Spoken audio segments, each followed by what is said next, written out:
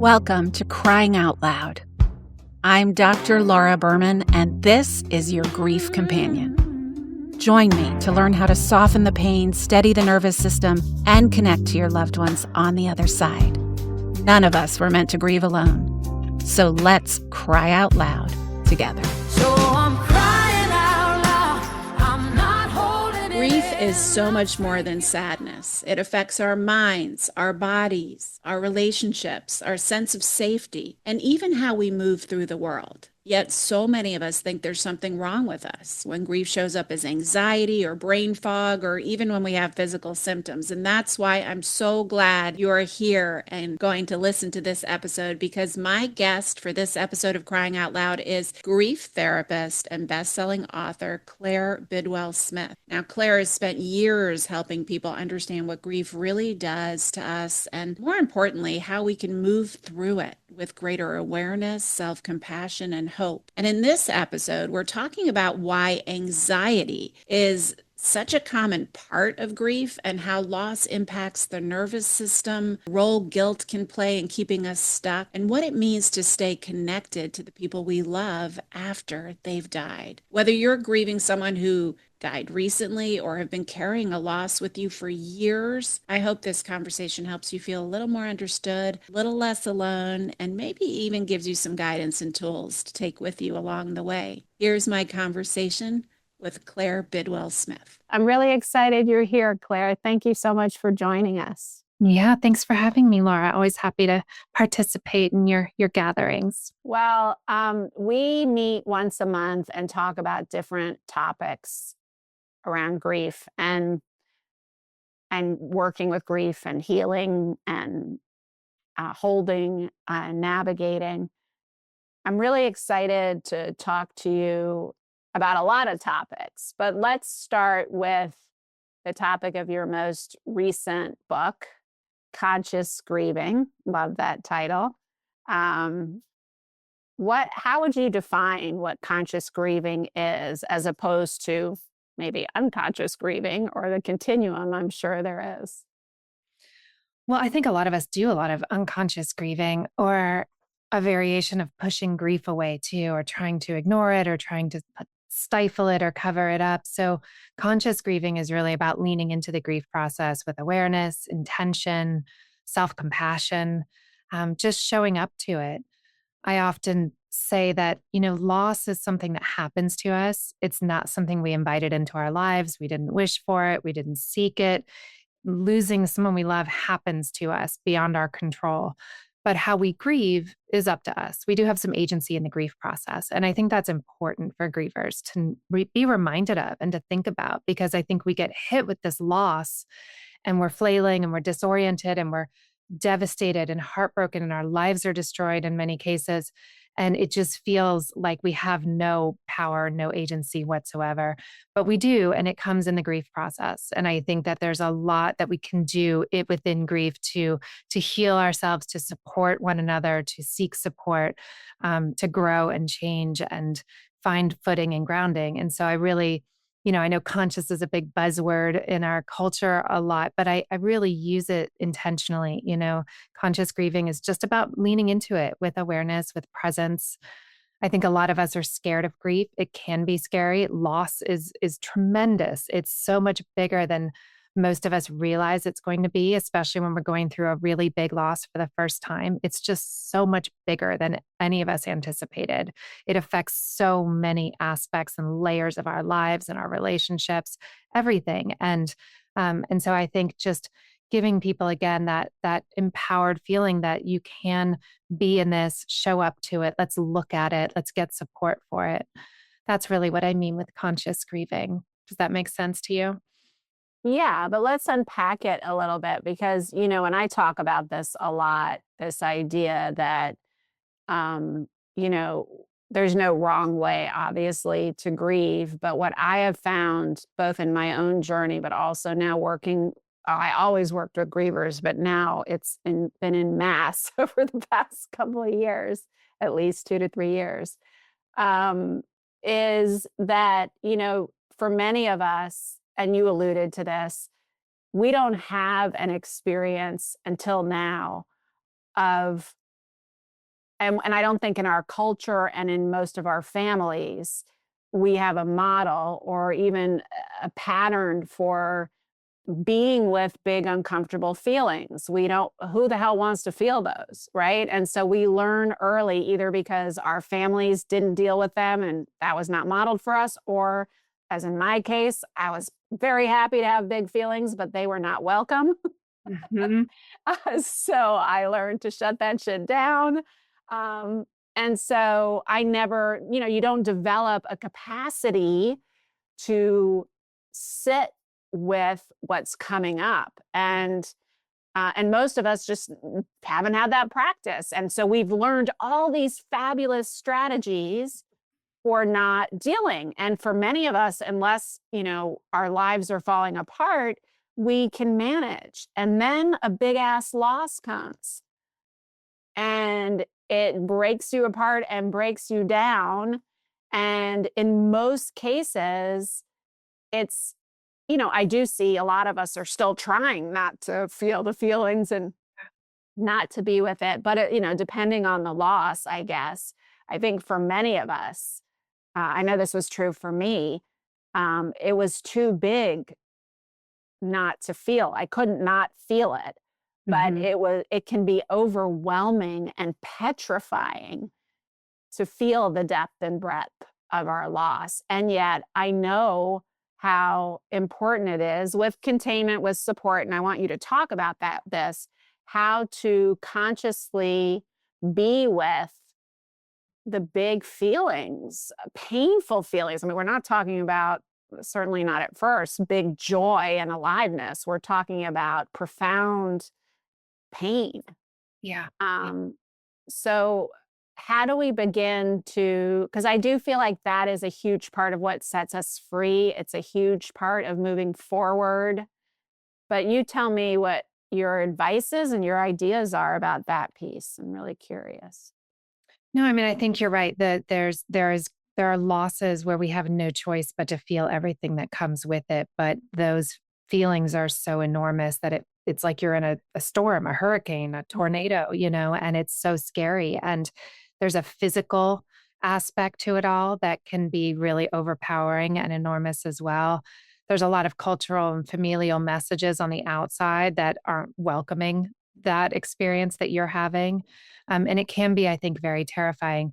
Um, I think community is essential. I think finding other people that you can talk about this with and feel these things with, and that's what you're creating and working on all the time and supporting people with. I think therapists, coaches are really important for helping you understand how to regulate through these emotions, how to find containers for them.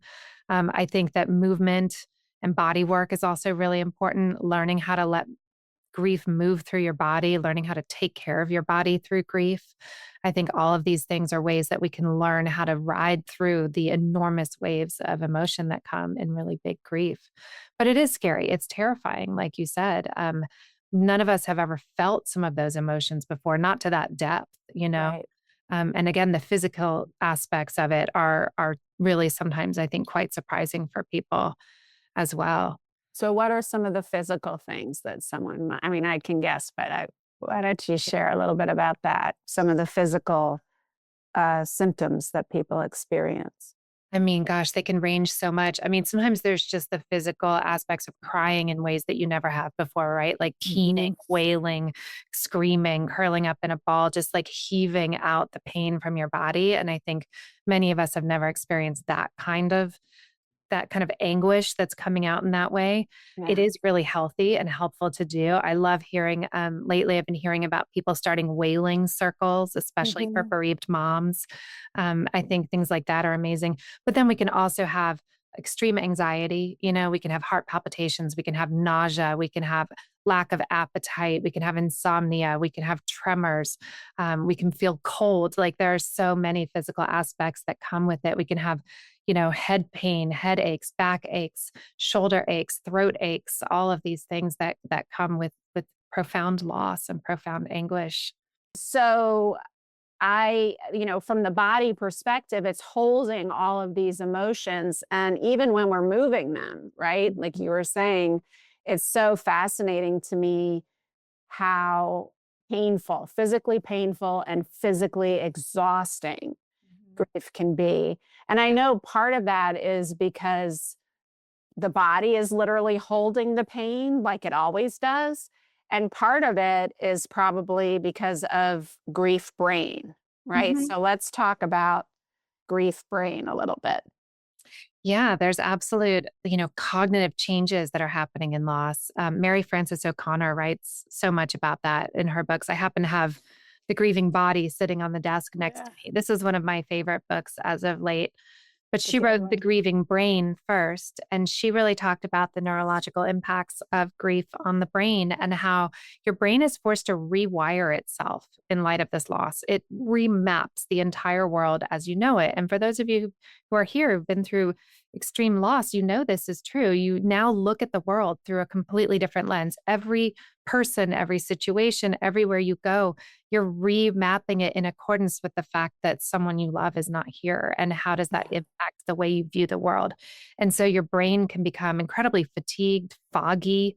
It's on working on overload when you're going through a big loss. And I think about it like a computer system, like you're putting like a new operating system on it that now has to incorporate the fact of this loss. And that takes so much time and so much effort, and it's exhausting. And then there's also so many things happening in the body. The way that your nervous system is affected by a loss is tremendous. And so both of those things in tandem, this is why people are exhausted when they're grieving. This is why people can't remember what they were doing 2 minutes ago. They can't remember someone's name. They can't remember why they walked into this room. Your body and your brain are rewiring themselves to understand the world without this person here.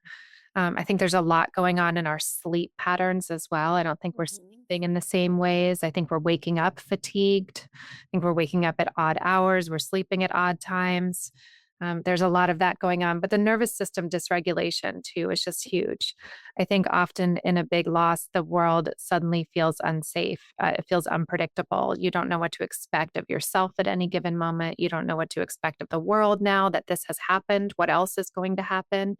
So you're constantly on high alert, and that's exhausting as well. Yeah, that's totally, I mean, it's emotionally exhausting, but it's got to be exhausting for the body as well. And I think also, just like, and you alluded to this, the cortisol, that stress hormone that goes up so significantly, even if it wasn't a traumatic loss, even if you knew that person was going and they'd been sick for a long time, there's something, I think it maybe is because of, like you were saying, the reorientation stresses the body out and it kicks that cortisol system into gear.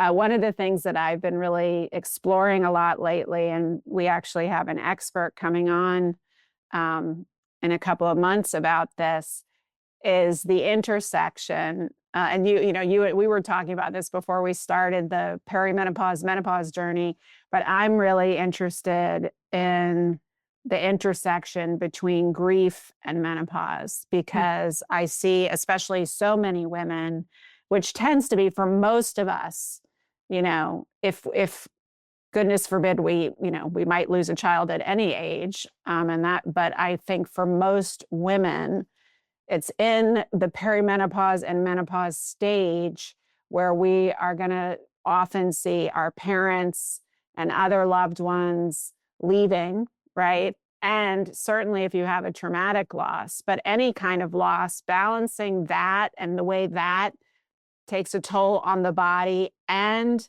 not being hormonally replete where you already are kind of prone to anxiety, depression, anger, like your resources are already a little fragile. Yeah. It can be a double whammy.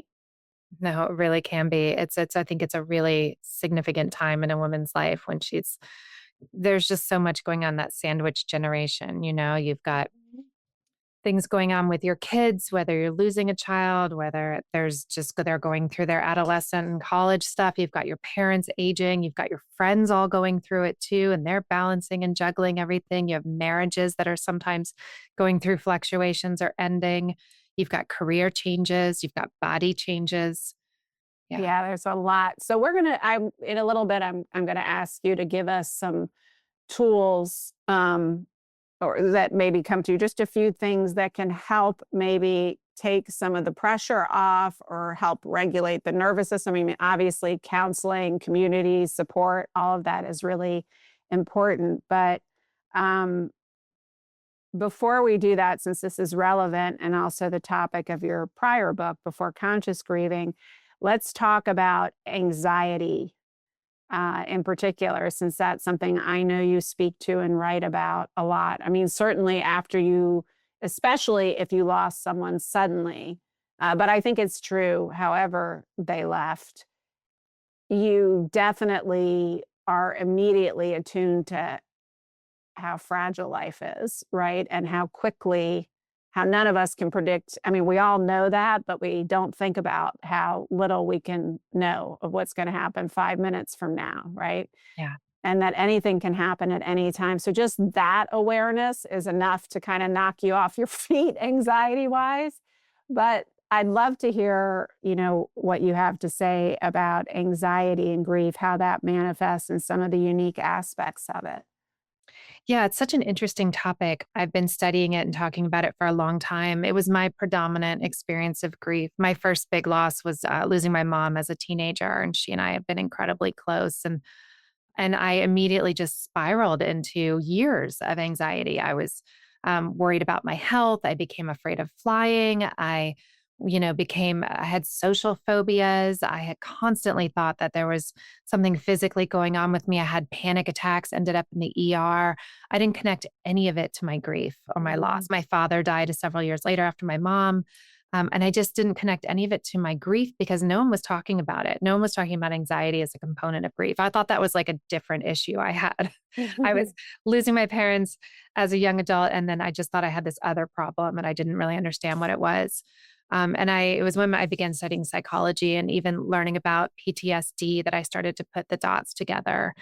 And then I began to write about it here and there. And because I was writing about it publicly, I started to get a lot of clients who were experiencing it as well.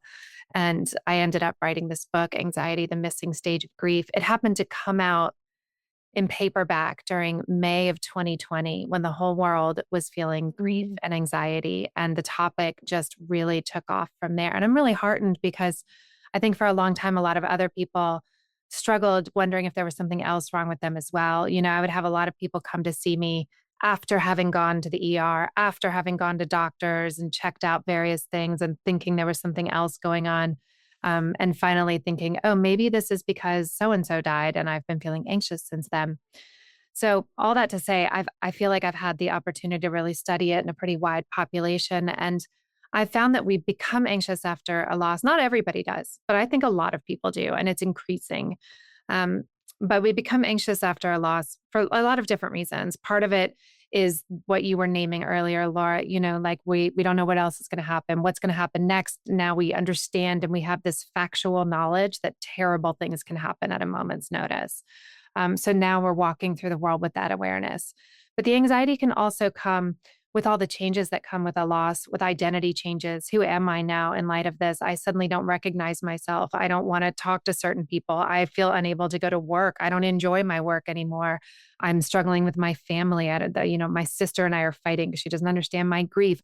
All these identity changes that can come with that. And then I think there's all the life changes that sometimes come. People go through enormous physical changes in their own homes, in their finances, in their careers, going through a big loss. And then there's the aspect where we're constantly trying to be okay rather than leaning and being intentional in our grief. We're trying to get better. We're trying to be okay. A lot of that is due to listening to outside messages, right? Like the outside world is like, you better yet? You doing okay? It's a few months. You should be back on your feet.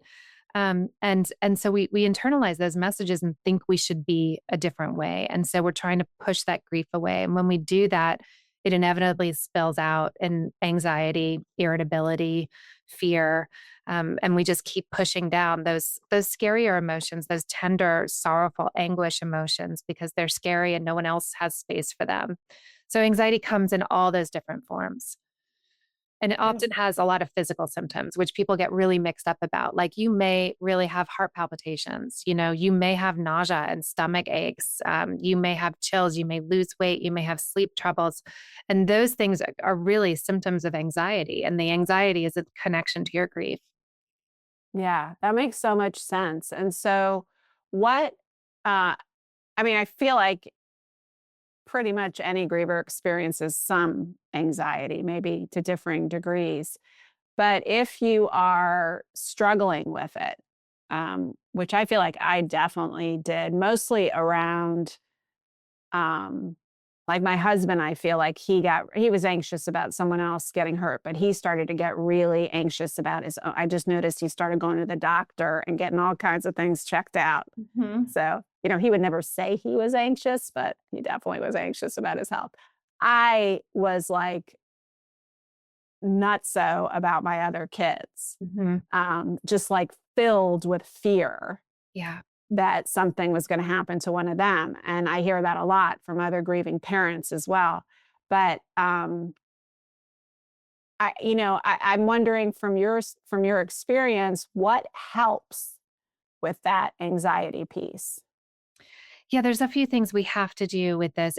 First of all, it's so normal. Of course, you're going to start to worry about your other children's welfare. You're going to start to worry about yourself. You're going to start to how can you get ahead of the next catastrophic thing, right? So you begin to worry about what is the next terrible thing that can happen? How can I outthink it?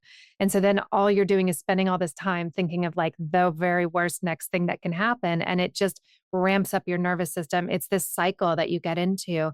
And those thoughts can become addictive because then you start to wonder, well, if I'm not worrying about it, then it's really going to come out of nowhere and hit me. And so you just keep going back to this anxious cycle of worry thoughts. But I think a few of the things that we need to do is first recognize that you're doing it. You start to think, oh my God, okay, I can't even let my kid leave the house right now because I'm so afraid that they're going to walk to the mailbox and get struck by lightning or whatever the catastrophic thoughts are. Recognize that you're doing it. Really start to seek some help around it. Sometimes we need therapy help around it. We really need to talk it through. We need to do some cognitive behavioral work. A lot of times I like to ask people to ask themselves, where's your grief? You have to kind of work on the two of them together. So when someone is really stuck in that anxious worry, I want to ask, what are you doing to also tend to your grief? Sometimes when we're really making space for the grief, letting ourselves cry, letting ourselves work through some of the scarier stuff in the grief, maybe it's guilt, maybe it's anger, maybe it's replaying images or things that we wished we had done differently. When we're not letting ourselves go into that territory, we do tend to get more focused on the anxiety. So can you balance those out a little bit? Oftentimes it'll take some of the edge off the anxiety. Sometimes we need some help like EMDR for trauma help. I work with a lot of people who've lost someone in a traumatic way or even maybe they weren't even there, but they know that their loved one died in a traumatic way. They're playing it over in their head, walking through details. And so doing some EMDR around that, I think is always really, really helpful.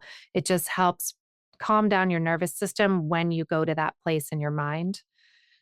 Doing that tandem work to keep your body calm, it's kind of a chicken or the egg. Our brain can set off the body symptoms, but our body symptoms sometimes can set off the brain thoughts. And so I like to be doing things all the time to kind of calm my nervous system. Box breathing is just the easiest, most simple way to kind of keep your nervous system coming back to a calm place. Box breathing can be called 4-count breathing too. And it's where you're just breathing in for 4-count, hold for 4-count, breathe out for 4-count, hold for 4-count. And you just do this for a few minutes. You could set a timer on your phone and do it every couple of hours. And it just brings your nervous system back. When we're thinking a scary thought, right? When we're thinking about, oh my gosh, my husband's late. I wonder if he's in a car crash, and you're picturing that scenario, your body responds. Your nervous system starts to respond. Your heart rate goes up, your adrenaline courses. You start to think about it. So when we can do that kind of box breathing, it sends a message to our body that everything's okay, we're safe. And that does help calm the thoughts as well. Yeah, that makes so much sense to me. I just recently did an interview on my podcast with, oh my gosh, I'm blanking. My name dysfunction is kicking in, but he goes by Dr. Russ, and calls himself the Anxiety MD. And he was a neurologist or whatever, and worked as a physician, ended up leaving the medical field to become a clinician beyond medicine for anxiety, because he had crippling anxiety, not so much as a result, well, a different kind of grief, not grief of someone dying, but his father was an unmanaged schizophrenic. So it was very chaotic, and he lost his father. His father he had a normal relationship with, and then he lost him. And so there was grief. But anyway, he had severe crippling anxiety. And his big epiphany was he realized, I mean, this ironically happened, and he has never done it since, but it happened through a therapeutic LSD trip. I just found this very interesting, where he was basically shown, shocking to him at the time, that anxiety, he believes, almost always starts in the body and then goes to the thoughts. I kind of interesting. Always thought it was sort of how you're speaking about it, either or, right? The thoughts can create anxiety in the body, and anxiety in the body can create anxious thoughts. His thesis is that almost always it's alarm in the body that leads to the anxious thoughts. And the part that filled in the blanks for me is that he was saying that sometimes the alarm in the body is like the body keeps a score. It's an old memory that a current situation is triggering. So you're not necessarily thinking, it's not that you go right to, my husband might have been in a car crash. It's that your body is aware that your husband isn't there and he's supposed to be there. It's having an anxious thought reminding you of that, or maybe even something from childhood or whatever. And then you go to the thought, something he might have gotten in a car crash. So I just think that's interesting to think about, because it speaks to how powerful it is to slow the nervous system down first, right? With the box breathing, with VU breath, things that stimulate the vagus nerve. Calm your system down and then work with the thoughts, which may not be as sticky. Yeah. Once your body. Absolutely.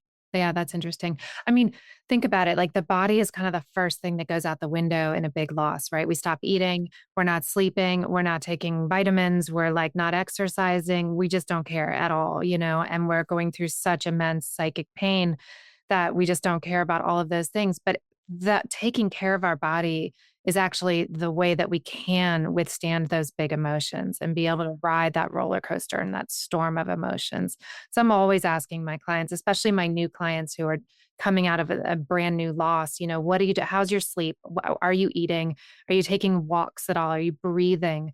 Because these things can really help us through just the enormity of all the emotional pain that we're carrying. No one told me this stuff when I was a kid. I mean, I was just like teenager all by myself, had no idea of any of this. I was an anxious wreck for years because I had no idea how connected it was. I didn't realize I needed to be leaning into my grief. I didn't realize I needed to be calming my nervous system. I didn't think I was allowed to still be grieving because everyone told me I needed to be fine. All of these things that it took me so long to understand. I'm so heartened these new generations are getting so much more permission to really grieve and explore their grief in bigger ways. Yeah. More than ever before, but I still find that there's tremendous pressure to get over it because our grief makes other people uncomfortable. Like, they'll tolerate it for, 3 months, maybe 6 months. And then there's like, then they're done. They've lost all patience with you're it. still grieving. Like, shouldn't you be, I mean, they literally will sometimes say, shouldn't you be over it by now? Yeah. And they treat you, this is something I experience, and I certainly hear it from other grievers, that we were just in a Grieving Mama meetup recently, and a mama brought this up, that there, in the beginning, everybody was so gracious with her and gave her so much room to grieve. And now, several years out, she doesn't have the same permission from her from us she does, but from her regular community, there just isn't the room or the support for that. It's just one more reason to make sure you keep I hear it all the time. I Yeah. know. Even from your own family members, you might be Yeah. getting it. I have a client who lost her son, and her mom will call her, and her mom will start the conversation by saying, "You're good?" Not even giving her any room to say, like, how are you? No, you're good. Yeah. That's the only Confirm. answer Don't she deny. wants from her Yeah. daughter. Yeah. Yeah. Yeah, it's interesting because I have my eldest really struggles with depression off and on, and I've had to learn because it's even uncomfortable for me, to because I all my fears come up about his depression getting too bad, and he has been suicidal in the past. So um, it's really hard. Like I notice inside my own system, I get really, really anxious when he's having a bad day. And just recently, he said to me, Mom, I feel like you're mad or like you've checked out of the conversation. And, obviously, I immediately want to be like, oh, no, no, no. And I was like, no, let me just check in here for a minute. And I was like, yeah, okay, I'm not mad, but I am noticing I want to run away. Mm-hmm. And I am feeling helpless and scared Mm-hmm. because I don't know what to say to you. And I feel helpless to help you. And I'm scared. Yeah. And he said, well, how about you just tell me, you don't have to fix it, and just tell me that, I'm going to be okay and that it's okay that I feel this way. I was like, wait, I can do that? I can just, it's going to be okay. I'm here. And so now that's what I do. That And sounds boy, like has really that, good conscious parenting. yeah, yeah. Well, and a conscious kid who actually could articulate what he wanted. But he's also now almost 30, and we do this work. We're now having for several years now the reckoning of all the ways I fucked up. So I've got a lot of experience now holding it and receiving it. That's something I know your kids are younger, but get ready. That's Can't so wait. much fun. That's so much fun. Okay, so let's talk a little bit about guilt, which I feel is definitely tied to anxiety. And I know I struggle with that hugely, no matter how much I talk myself cognitively out of my favorite thing from David Kessler. I remember when I was lamenting to him about all the things that I did or didn't do that led the dominoes to fall to Sammy, making that fatal decision to take those fentanyl-laced drugs. And he said, I know thousands of parents who have done exactly what you think you should have done, and their kids died. And I know thousands of parents who didn't do what you're beating yourself up and you think you shouldn't have done, and their kids died, and kids just die, right? And that does help for sure. That was very powerful then. And I come back to that a lot. But there's something about guilt that is beyond the cognitive, and I'm wondering if you can speak to that. Yeah, I agree. Colin Campbell, who wrote one of my favorite books on child loss, which is called Finding the Words, and he lost his 2 teenage children in a car accident that he and his wife survived. And he says, especially early in a loss, I'm going to say a couple different things about guilt, but one of them is this, that early in a loss, often guilt is a form of denial. As long as we're kind of going back over what we could have done differently, what could have been different, why we didn't do something this way, we're staying in a place of denying the reality of what's happened. And there's a desire to do that, right? We want to be in that space. Yeah. We want to be in the what ifs. We want to be going over like, what are the other scenarios I can play out that would have made this different and they would still be here. And so in some ways, especially in early loss, in the beginning of a loss, it can be a form of denial, which I think is interesting to kind of consider. But guilt can last for years and years. We can hold on to guilt for a long time. And I think what happens is that it gets really mixed up. It becomes a form of connection to our person. It becomes a form of like connecting to them and honoring them. I had enormous guilt around my mom because when I lost her as a teenager, I was in my bratty teenage phase, right? And so there was all these things I really regretted and felt guilty about not being a better daughter, not being nicer, not being more present to her when she was sick because I couldn't deal with it. And then I wasn't there the night she died. Knowing that she was dying, I made a choice to stop and see a boy, and she died while I was with the boy. And so one of my very first feelings was just horrific guilt that I hadn't been there with her. But then it persisted for years, and I began to realize that I was clinging to that guilt as a way of kind of staying close to her and honoring her. And I'm just using my own example as an example. I see it in this happen with a lot of different people. And the way I like to kind of pick it apart is to consider, if you're holding guilt like this, consider if you woke up tomorrow and you no longer felt guilty. When I ask people to imagine that, they suddenly have like oh, wait, that doesn't feel good. That makes me feel like I'm like leaving my person, or I'm over it, or I'm abandoning them in some way. And so that's where you can kind of find your way into the tendrils of how this guilt is making you feel close to them. And so then from there, I like to think about, how can we find another way to feel close to them that's not guilt? Because guilt can also be a form of like self-flagellation, right? Like we're upset with ourselves. We feel guilty about something that we wished we had done differently. Like Kessler pointed out to you, you could have done all the right things and your kid still could have died, right? So you're holding yourself so accountable. But in that, I think especially with parents, that's a form of love, right? We want to hold ourselves accountable. We want to always have been there and been the protector and the provider, and tried to at least think we did the right things. So I think there's a lot there that just gets really tied up in that connection and that honoring of our person, and that we fear that if we let go, if we stop feeling guilty, then that means we're moving on, or we don't care anymore, or that we're letting go of them, or that we're okay with that they died.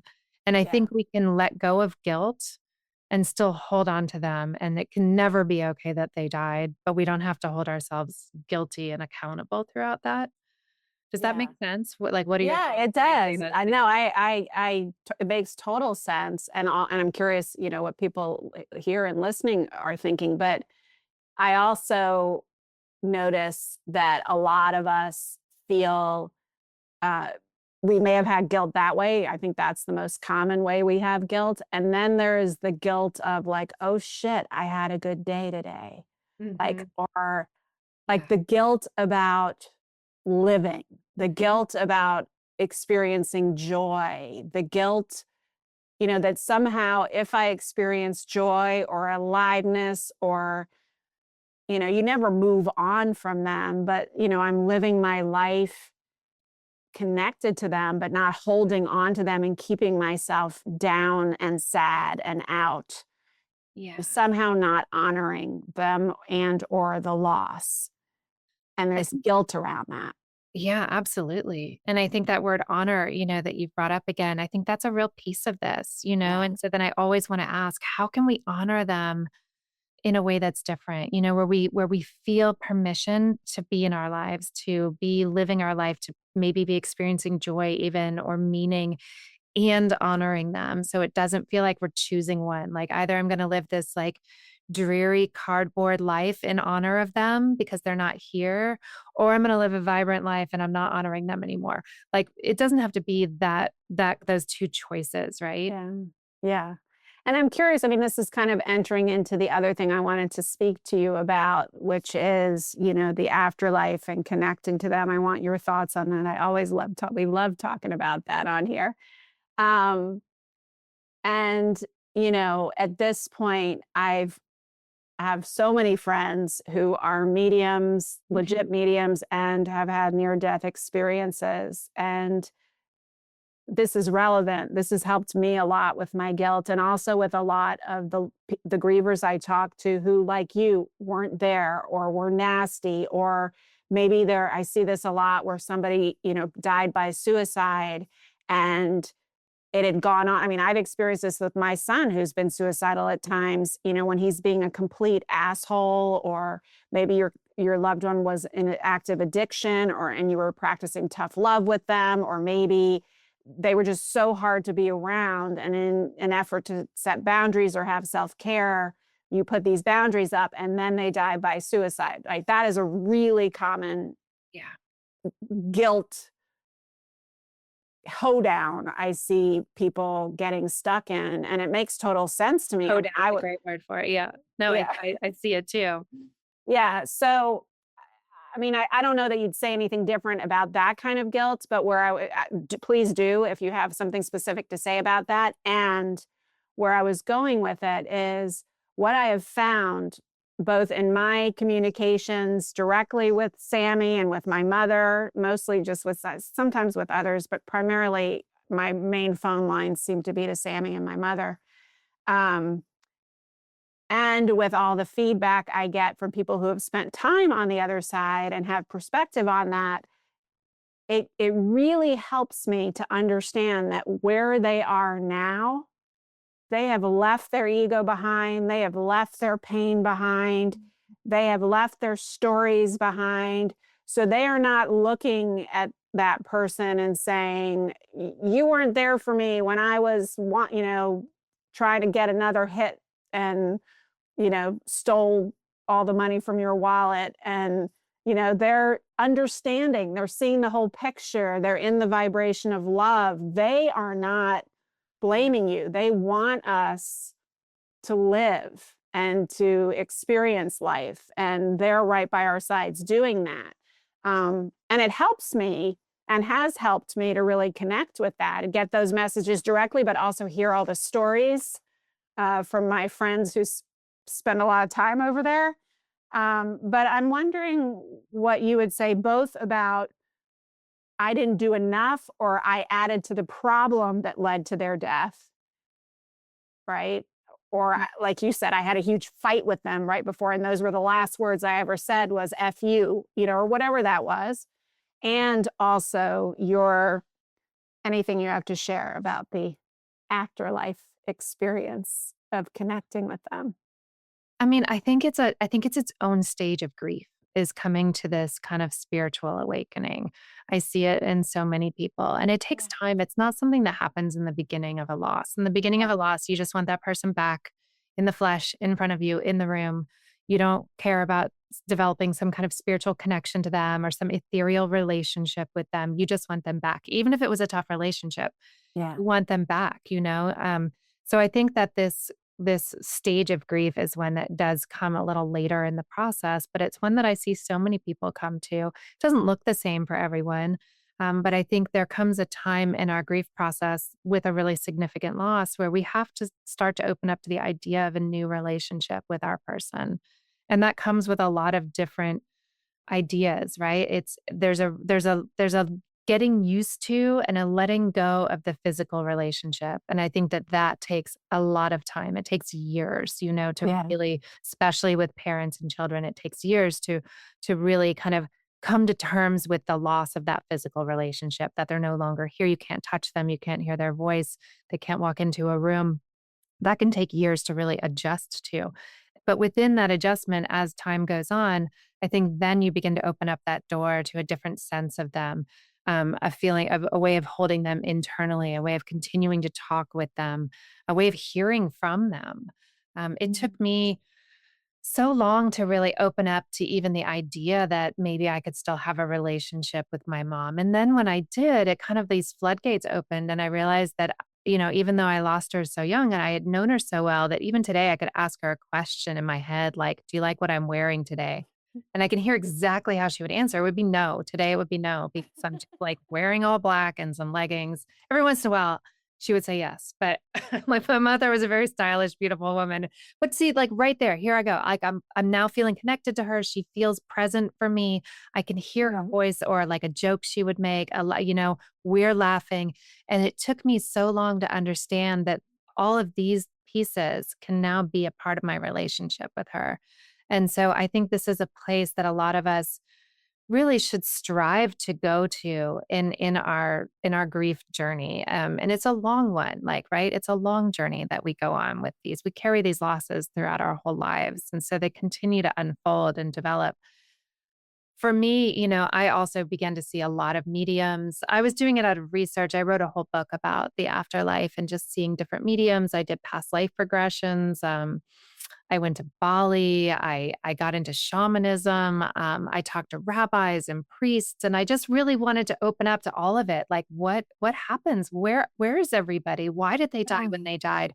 I was asking for myself, but I'd also been a therapist for a number of years at that point, and I was aching for my clients as well. I was sitting with them in their existential questions. Yeah. And so I think, sometimes when we don't open this door to all of that, that can cause anxiety, right?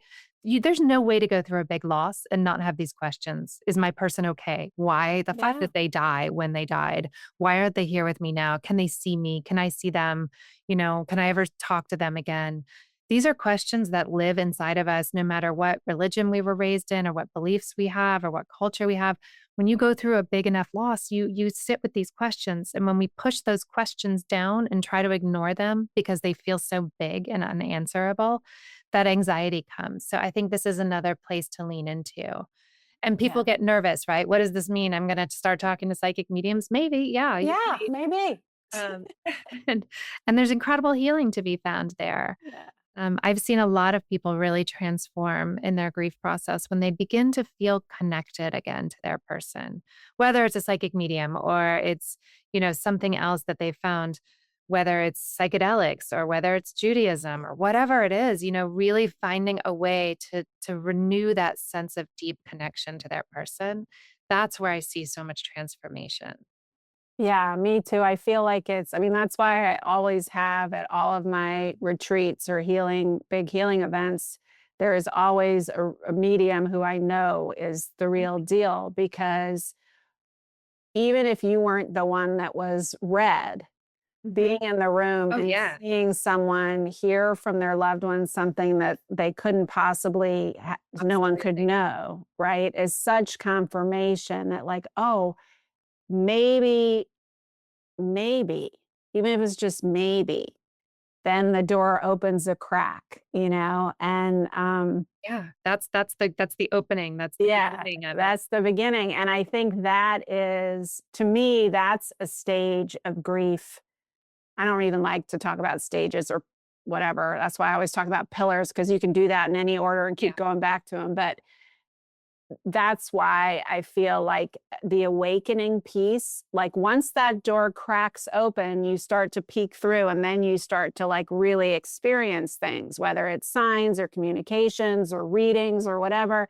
Yeah. And then that often becomes a path to a new level of awakening.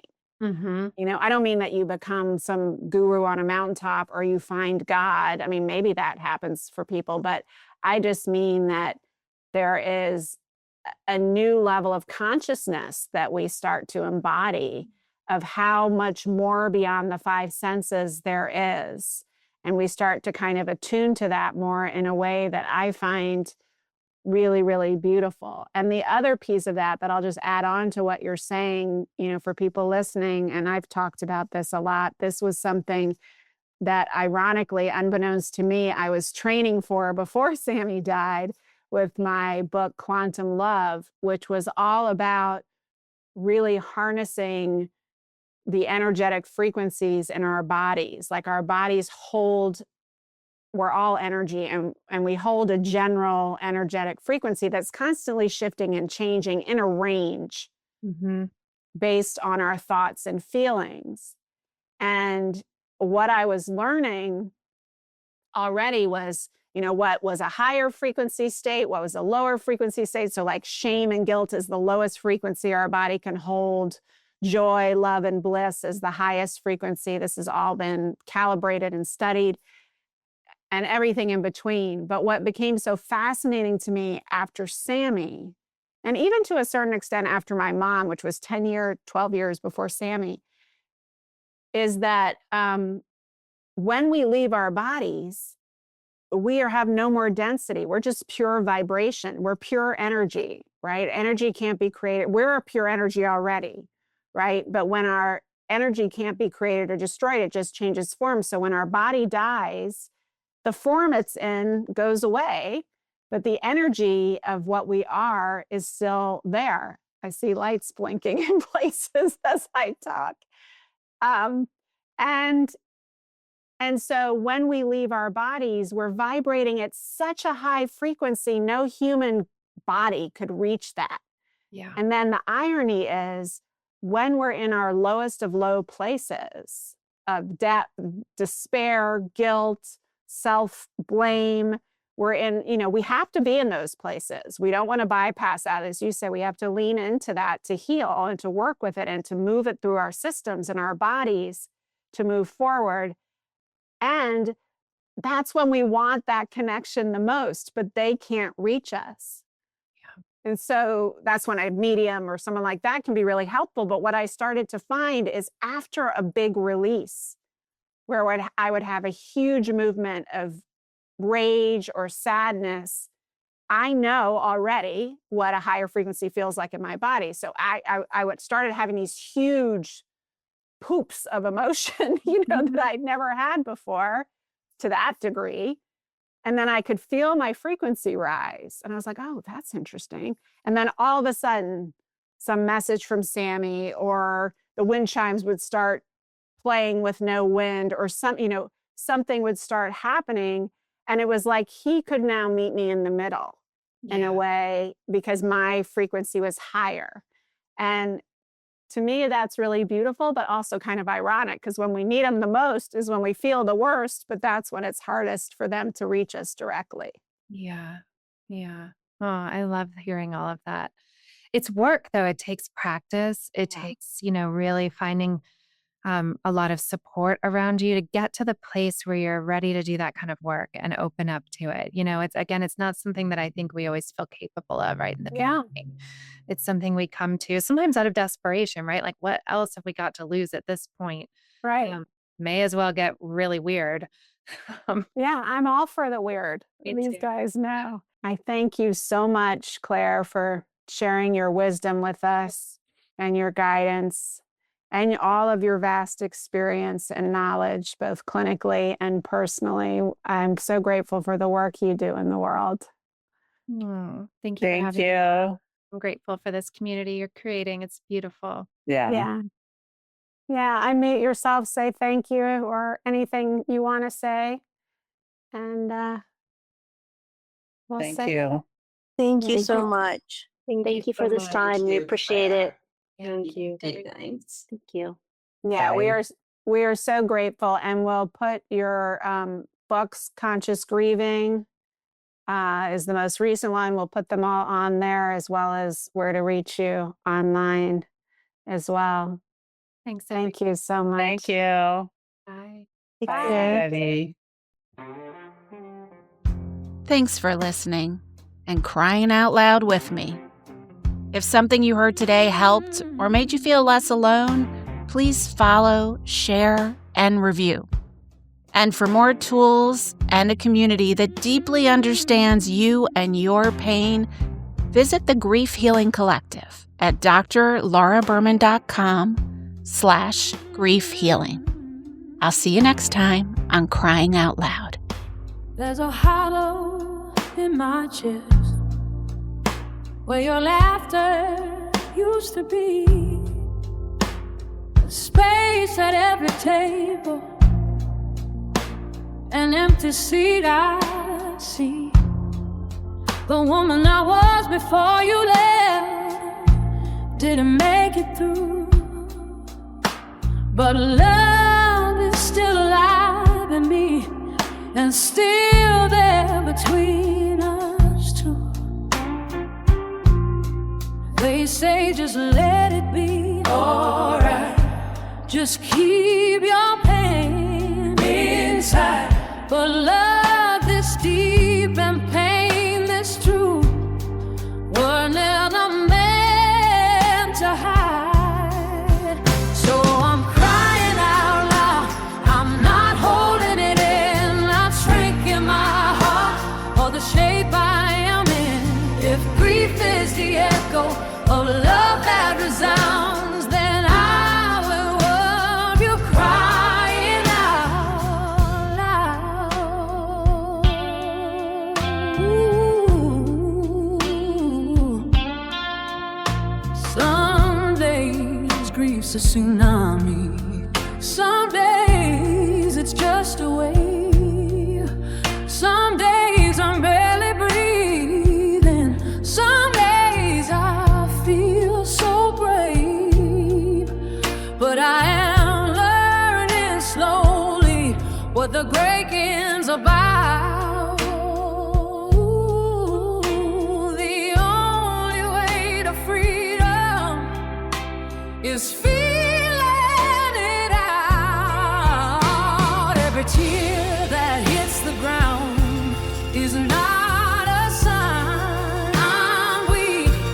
the sound of love still reaching, still learning how to speak. So I'm crying out loud, let the whole world see.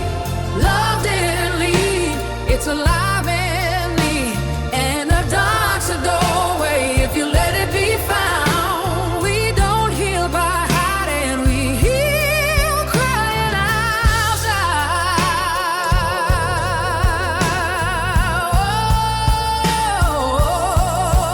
What if the ache is holy? What if the wound's the door? What if the heart that's shattered can love even more?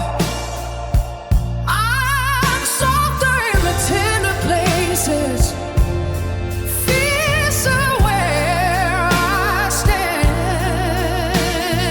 Grief didn't end my story, remade who I am. So I'm crying out loud with my hands unbound, not apologizing for the tears I found. If this is the cost of a love so proud, then I will live and I